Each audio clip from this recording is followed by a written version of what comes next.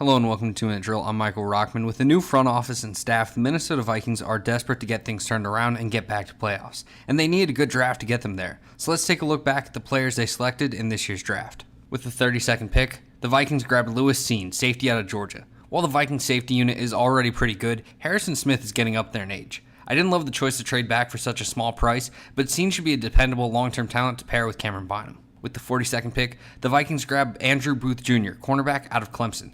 Booth was a guy speculated to go round 1, but medicals appear to be the reason he dropped. I'm not as high on Booth as the consensus opinion is, but getting him here in the second round is good value for a huge need. With the 59th pick, the Vikings grabbed Ed Ingram, guard out of LSU. Ingram is a dependable, sturdy guard who went a bit under the radar in the draft process, but truly should be a long-term starter for the Vikings. With Wyatt Davis failing to get on the field last year, interior line help was much needed. With pick 66, the Vikings grabbed Asamoah II, linebacker out of Oklahoma. With linebacker unit that needed more bodies, Asamoah is a smaller but quick-moving linebacker who has an impressive ability to cover field and blitz the passer. That should help add to the front seven. With the 118th pick, the Vikings grab Akayleb Evans, cornerback out of Missouri. The Vikings go back to the cornerback spot again, and this time it's in the form of a 6'2" Akayleb Evans who offers nice zone coverage skills. He may not get much time in his first year, but I like his potential and size to become a contributor on this defense. With the 165th pick, the Vikings grab Esezi Otomewo. Otomewo is an impressively framed edge rusher with nice power and motor to intrigue.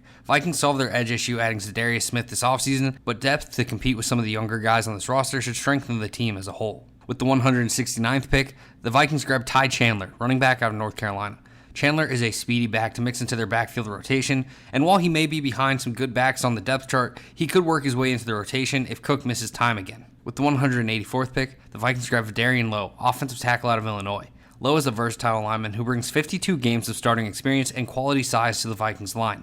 Lowe likely is depth early on with a chance to take swing tackle role down the road, but I like this pick here on day 3. With the 191st pick, the Vikings grab Jalen Nailor, wide receiver out of Michigan State. Vikings did a nice job last year grabbing KJ Osborne late in the draft, and I really like it the same here with Jalen Nailor. While he isn't the flashiest prospect, he's got a high floor and can be used both inside and out. Should be nice depth for this offense.